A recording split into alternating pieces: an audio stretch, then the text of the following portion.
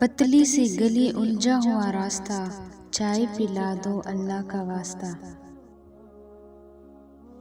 चाय मेरी वो मोहब्बत है जिसके मिलने की तलब हमेशा रहती है।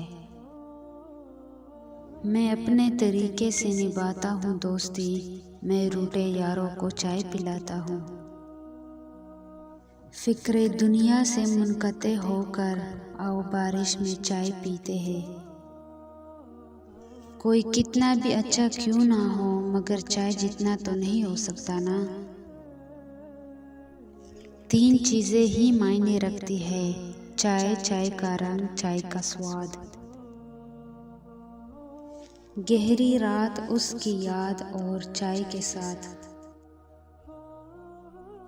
चाय पिएंगे? हाँ, अगर तुम बनाकर पिलाओ तो।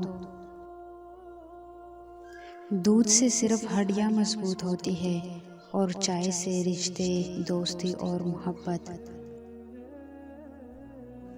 अंदाज कुछ अलग है मेरी सोचने की, सबकी मंजिल के शौक है और मेरे सफ़र की।